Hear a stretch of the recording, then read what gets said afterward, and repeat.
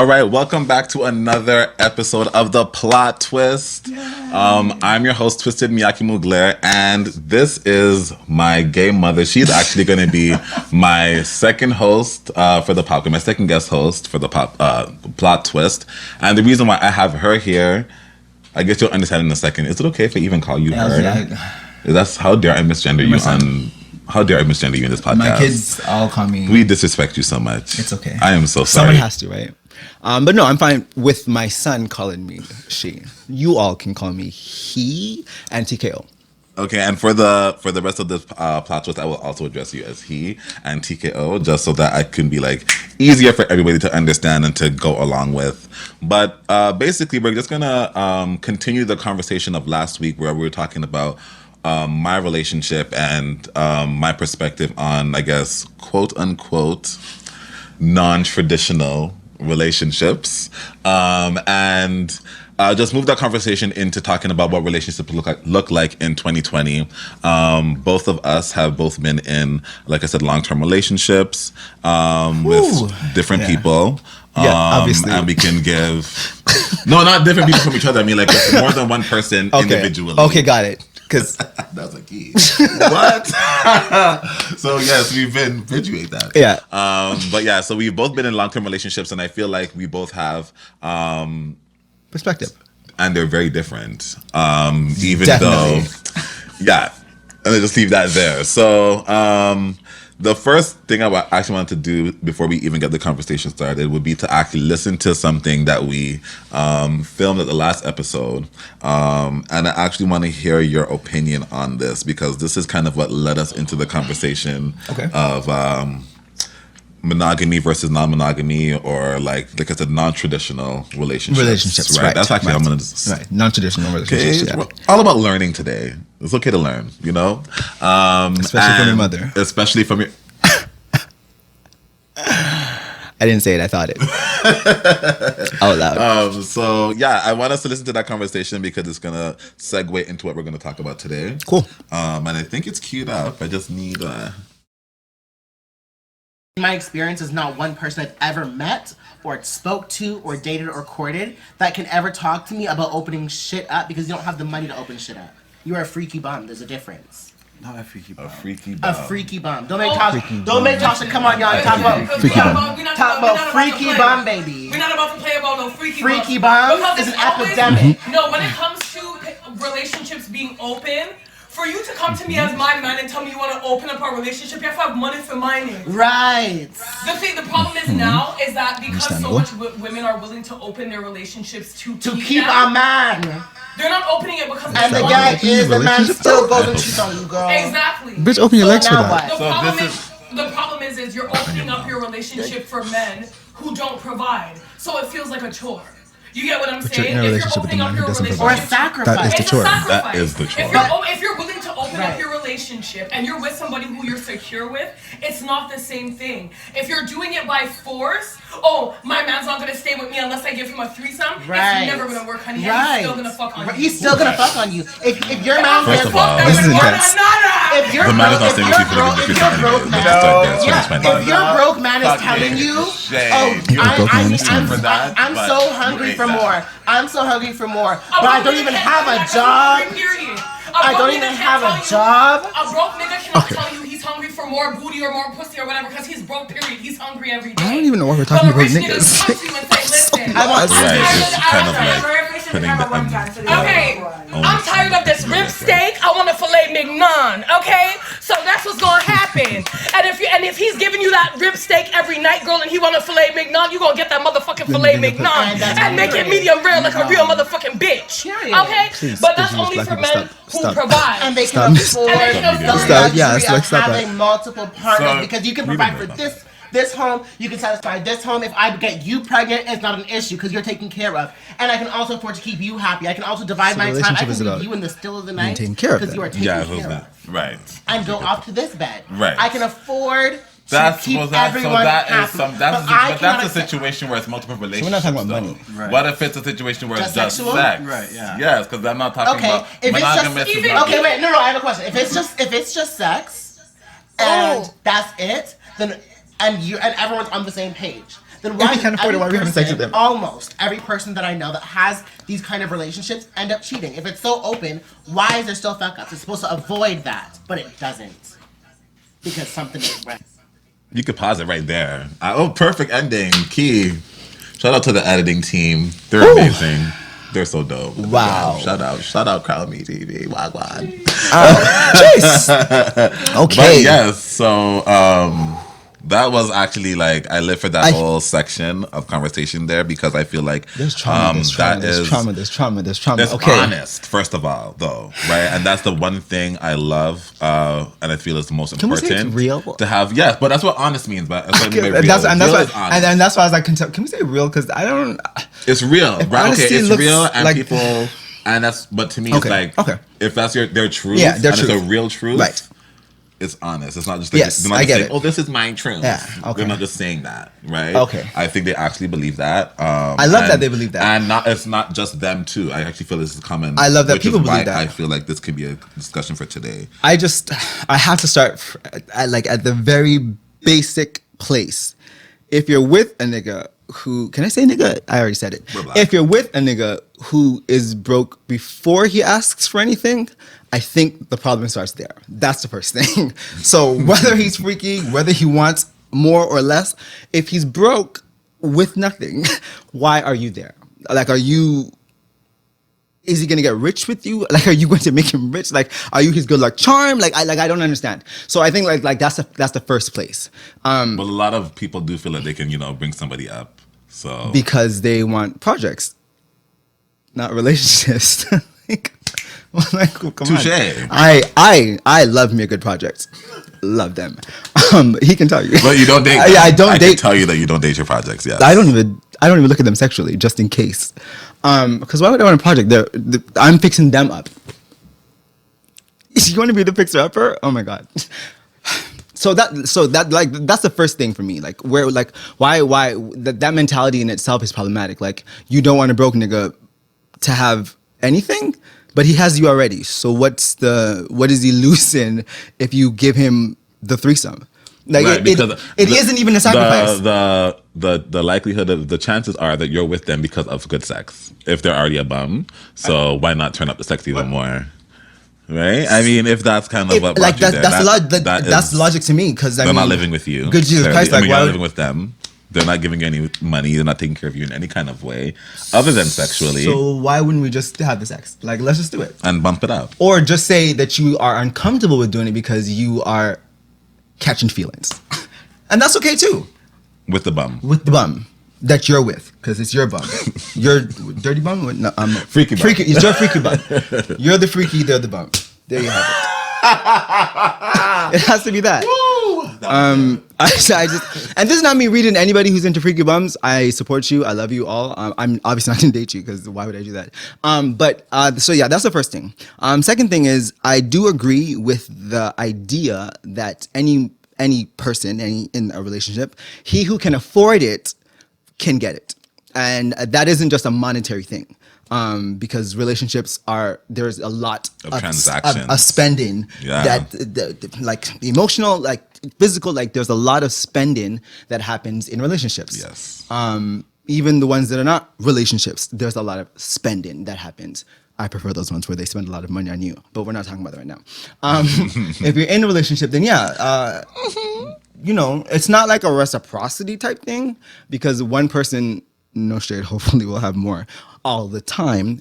But like, you want to get into a relationship where you feel stable at the very best, I guess, comfortable, right, or whatever the case is. But and chances are, if you're not stable, you at least want to meet somebody who is stable. Right, to almost balance or just take care of you, however you want to look at it. Again, no judgment. No judgment, no shade either. No shade. Because we know that's what truth. Balance might look like that to some people. Like, you take care of me because you're a man and I'm a woman, and that's just what it's going to be.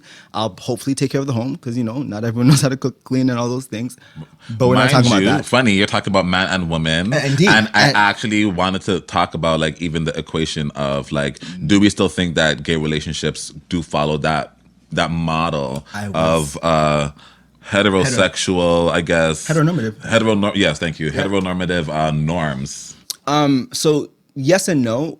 I say yes only because of the fact that just like heterosexual relationships, homosexual relationships are just as crazy right now because we're all in a global pandemic right now, just putting it out there. But no, because I think that with the, let's say with the movement or introduction of non-traditional relationships, I think that more people are sadly, like it's actually sad. I think that they think that this is the inevitable, so they have to. Which is another thing. Yeah, which they have to do. Right. But or I'll lose my man. Or yeah, that's okay. That's another thing they were saying. If you're losing him, then he was never yours to begin with. It's okay. But so in that aspect, I do think that that yes, we have definitely transitioned kind of away from heteronormative relationships, because no shade, we have the bottoms and bottoms in relationships now. We have tops and tops engaged in relationships, and verse tops with verse bottoms. So I feel that, although mind you, well, I guess those relationships, a lot of those relationships do also end up being open and stuff like that in some kind of way. Yes, and I was gonna say, I feel that the gay or the center of those relationships is sex, which again is okay because we're the center of the bottom relationship is sex. No, like.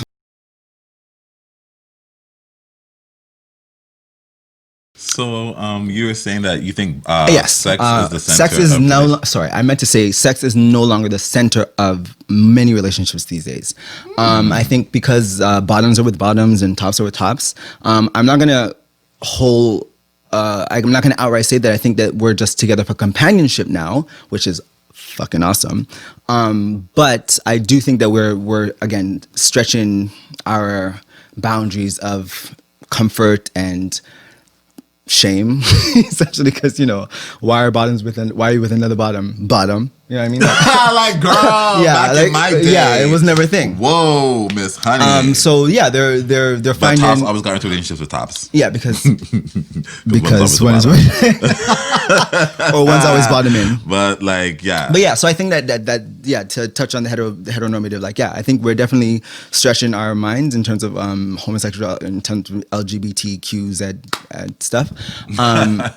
So yeah, to answer that question. So then, I guess I'm going to be a little devil's advocate then. So basically, you're saying that for a successful relationship, it doesn't matter what positions that you are, sexual positions that you are.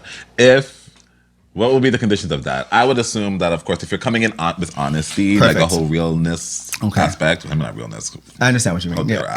right? With a whole honest aspect, and you're coming to it honestly and letting the person know that, hey, this is what I like, and I know that you like this, and blah, blah, blah, blah, blah. So, like, there's no gag moments. I think that at all, right? In then theory, get into a relationship with somebody who's into the same thing as you. And theory is somebody's important. Gonna bend. In practice, that's not how we are. It happens. So what do you see happen then? It's well, first of all, we see lies. That's the first thing. Let's just say it like it is. Dishonesty, because there's mistrust, and I mean, I could use. I think so shame many, is such a good place. I was just going to say I could use so many descriptive words, just so y'all could look at my mouth while I say them, but it's not necessary. If we're not honest, when we are not honest with ourselves, we cannot be honest with anybody else. Therefore, we cannot engage in any type of relationship based on honesty because we don't know what we want for ourselves. Or even if we know what we want and we can't articulate it. Right? Then taking it a step further, because that just means you don't know the words. Even if we know what we want and just don't want to say that's what I meant. Yes. Yeah. Big difference. They're not the same thing, and I think we often confuse that, but it's not. Like, you might not have the words to say, oh, I think I like when you did that thing with your tongue the other day. You might not know how to say that or how to say that, but not saying that you like it just because you don't want them, because you don't want to say it. Right. Or you don't want them to know that is completely like that. Different, right? So, we have to first do that, because no shade, the only thing that makes a relationship successful is communication. Honest, open communication. Period. It has nothing to do with the sex. It has nothing to do with anything. If you are not honest and allow the person to make decisions for themselves, sex, like any decision, then it just won't work. It can't. Ugh. And that makes it, and it will be successful. And well, like, and do you that, see, like, is it yes, just a what working relationship, or is it say, like a successful relationship? Because, like, to me, it's like okay, we can work like that, right? But does our relationship thrive? Like, do we get to feel like those passionate moments, or like, you know, those romantic moments that is so essentially kind of are linked to sex and sexual roles, for lack of a better word, too. Not necessarily heteronormative, yeah, indeed, yeah, but sexual they're roles. attached to roles, right? It's like, for example, you might be a top who likes a feminine bottom, or who likes a feminine bottom, but you also might be a top who likes a masculine man to top you, and that is okay. Not the same. Not the same. So now you're not finding it in the same person. Yeah, and that is why, like I said, like, you have to know how to be honest with what you want, who you want, how you want it. So could somebody in that kind of position be in a so they essentially, you wouldn't be in a monogamous relationship if that's you? Personally, it's not that they well, can't. not you. Yeah, I know. Like, yeah, but I'm saying personally, like, I don't think hypothetically monogamy is, like, you know, the end all be all to begin with. So I think that if that person, once that person accepts that, then they'll know that maybe monogamy is not for them. If they're, and like, I have something against the verse people, so don't mind me. Something but against verse people. Oh, right. Wow, I think they're the champs. Yeah, of I course hate them so much. I'm jealous. I want to be fully verse. Like, I'm saying this in the mic, okay? Loud. I wish I was fully verse, girl. And able to just like just flip. okay, see, girl. And even like that, but I don't base, even think that these people are like right. But even touching base on that, it's like person is not honest. They say, like, but that's the thing. Like, just because you're verse, or just because you know that's your thing, that doesn't mean that you want to flip flop or have sex with every person. Like, you still have your preference time like that, which you I would still have hope, your preference. But some of them apparently don't have no preference, because I'll be seeing bitches post like, for instance, like, you know, you're only, like you said, only into certain kind of bottom, right? Yeah. But like only with bottom for somebody that has a bigger dick than you. Or which, by the way, you, brings us back to the heteronormative and homophobic normatives that we're used to, because internalized. We're internalized, exactly. Yes, okay, I can see that. So because that's like you're turning into a woman, which is why that for makes me, you the cunt. verse and you cannot be the is an issue. Oh my god! But I'm not judging anybody. I love you all. All the girls are cunt. But so yeah, so situations like that is like, in order, and sorry, specifically, what makes a relationship successful? That's the better question, because at the end of the day, in my mind, if you are working together in this relationship, that is successful. That is success, because at the end of the day, if you're not working together and then you're not together, then that's not a successful relationship. I often say it. I believe that, and it's no cap, the greatest love song of 2016 is Rihanna and Drake's Work. In the first verse, she says, I fucked up. In the second verse, she says, you fucked up. And in the third verse, Drake says, you're right. We fucked up. Let's work let's work it out. If two people cannot, like... First of all, how the hell did you get that from work? I'm following. Are you not listening to the song? Okay, no. Listen. Absolutely not. I'm not listening to the song. I'm only hearing... Yeah. No. They're both saying... I hate you. They're both saying, they're saying we messed up. So if we want to be together, we have to come to the table and work. We have to put in the work. We have to do that. Work. All the time, every day, every minute. Even after you wake up and act like nothing's wrong. You gotta get up and work. The second the two people are not working together, it's pointless. And that's what makes it a successful relationship. Indeed. And I absolutely agree with that, because I think that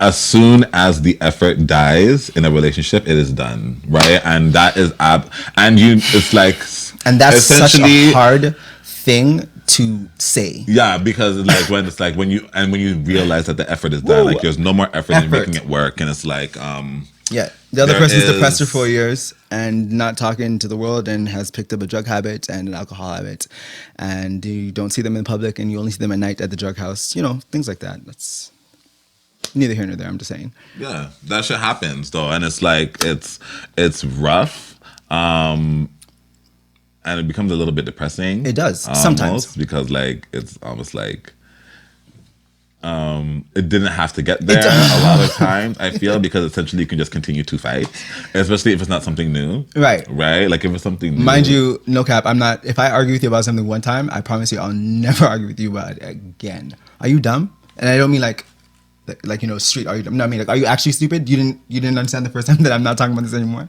Like, literally. You didn't comprehend that? No, you cannot. Okay. How is that successful, bitch? Because if it comes up again, they have to communicate. You said the heart of the relationship is communication. Why is it coming up again? I thought we're talking about it now. Why do we have to talk about it again? Why did you do it again? I get it. This is your problem. So what if you did it again and I'm bringing it up? I didn't do it again because I just said I'm not doing it anymore. Again, say the things you mean the things you say. If you, for example, let's say your boyfriend cheats on you, or let's say your partner cheats on you. All right, cool. You forgive them. Strong words, but we move past it. Let's say that. Move past it. Yeah, let's move past it. You never really forgive somebody. And they cheat again. Now, two things go through my mind. Did we not have enough of a conversation the first time? Did we not use the right words? What was not comprehended that when you cheat, I hurt? what was not expressed? It probably wasn't expressed like that at all, first of all, and that's the first thing. But second thing, you probably did a lot of yelling and a lot of blaming and a lot of and a lot of that stuff. So now we have to have a conversation. Like, are we ever gonna have the conversation where we just say, "You hurt me," and we figure that part out, or are we gonna continue to yell about you cheating? Because if we're only gonna yell about me cheating, girl, I'm gonna cheat again and again because I'm a cheater. It was established from the first time because I cheated then, so I'm a cheater. You didn't leave, therefore you want to be with a cheater. So these things are so stupid. These things are we teach people how to treat us. Yes. At the end of the day, that is a key part in a relationship too. So responsibility, accountability. We teach people how to treat us. I cheated. Okay, I can take responsibility for that. What do I do now to make sure to hold myself accountable? So if I do it again, there's reprimand, there's repercussions, something. Like I have to learn. Like you have to teach me or something. Otherwise, I'm a cheater, and that's okay. Because I cheated, and I'm gonna do it again because I'm a cheater. That is actually like, I guess that's a harsh truth, right? But it's like if you actually try to analyze things and break things down, the more blunt you say it is just the easier it is to like accept it, right? And that's kind of why we have to be real with ourselves. Like we have to be blunt with ourselves, not just real with ourselves. Like tell ourselves something in like a way that will shake us up, so that we actually work according to this. Right? Do the work, because like I said, we spend a lot of time blaming, but again, like once you remove blame, there's responsibility and accountability. What did you do to cause this? And now that you've caused this, what are you going to do to to hold yourself accountable to not do it again? I like that a lot. That's some good relationship advice, y'all. Like accountability and responsibility, especially when problems arise, right? And I even heard it another way when you said it. I heard like responsibility for the person doing the action, right? And then accountability on the other the person who's right? hurt. Right. So there's like accountability that the person that is hurt or the victim can take. Because that's exactly but harsh. Yeah. Because so I guess another way to break it down is do you want to be in a relationship or do you want to be happy? Because they can be the same thing, but you have to figure one out first for it to lead to the other, no matter how you flip it. If you're a happy individual, you will enter into a happy, healthy relationship. If you are not a happy individual, you will not enter into a happy relationship. Because, in fact, do not get into a relationship. Because why would you want to be in a relationship and be mad and be unhappy and make everybody else mad? Yeah, I hate you. Mad. The word of the music is mad, angry. Right. Don't be bitter. Don't be that girl. Right. These things are contagious, honey. Energy is contagious. It is. So I guess like to move on and to almost like wrap up, I have a couple more questions that I wanted to ask and get your opinion in, especially as far as relationships and stuff like that are going. I know that you're a godfather to 8. Sorry, I did not know 8. Yeah, 8. Come 8 god on. kids. Yeah, 8 god kids. Work. 12 kids. So do you want to have kids of your own, personally? And that's the personal question, side note. But how do we feel about like the future of parenting, especially as we see more queer relationships happening? And not just the fact that we have so much more queer relationships, we also have a lot more fluid relationships. And open. By fluid, do you mean like openness, by the parents not being together? Gender fluid. Got it. Gender Perfect. fluid relationships Okay. and sexual orientationally fluid. Non-traditional, non-traditional parenting. Non-traditional gays. Yes. Non-traditional lesbians. Because back in my day, okay, once again, back in my day, it was a short day ago.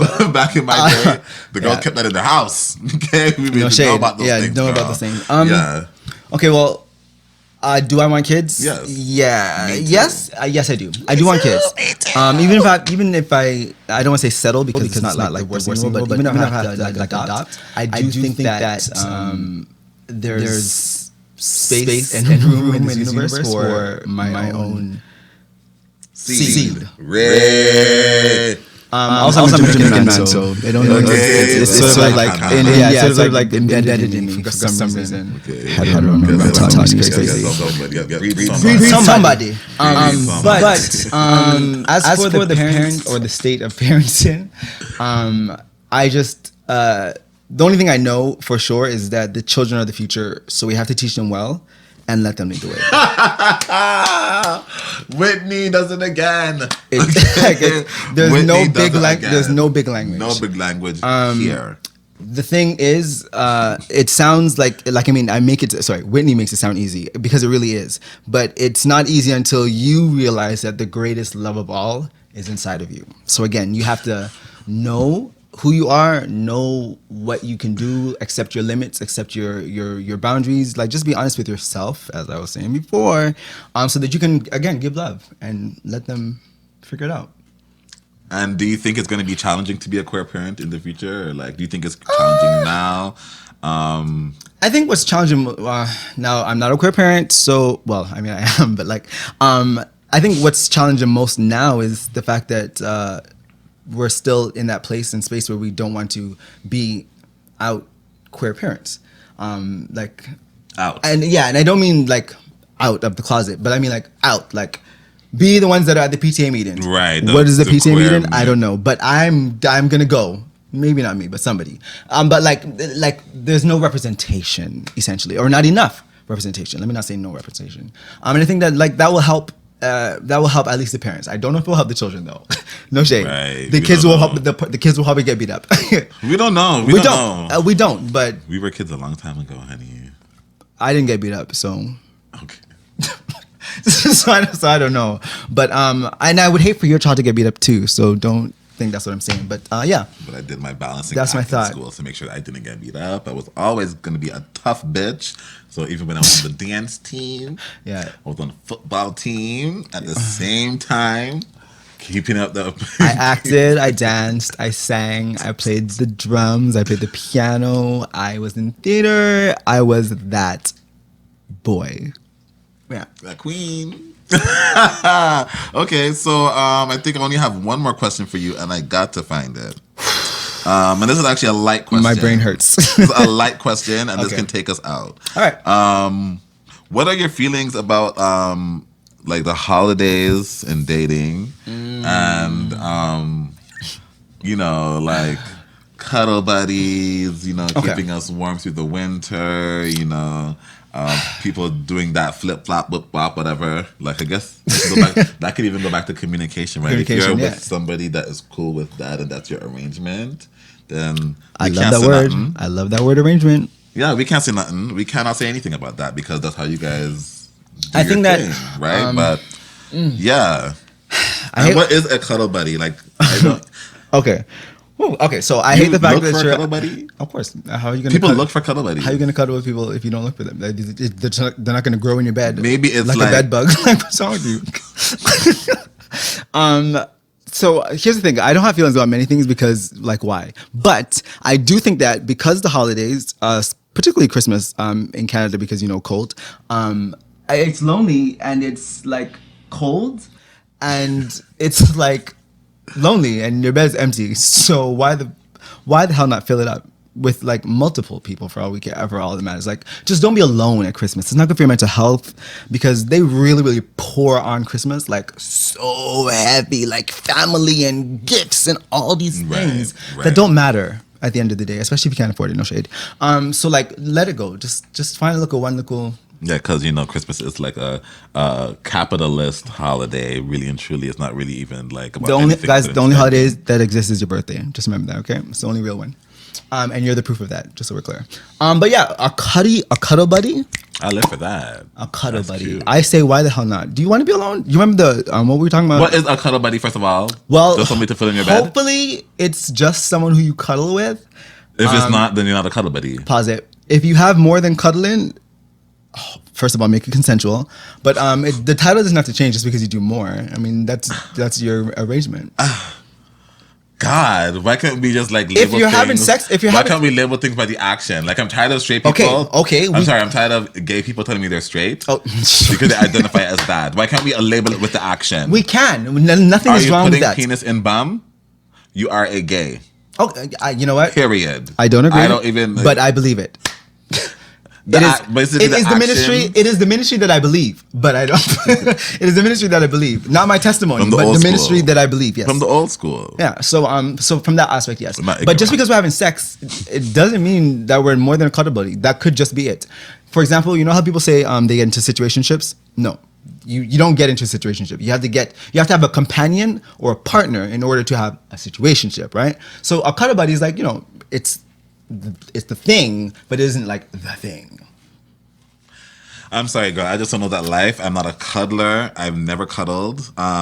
Every time I cuddle, it's literally foreplay or post play. I know. I was like, I know we're leaving, but It's- so what you're saying is you can't cuddle because when you hug, your dick ends up in a booty hole.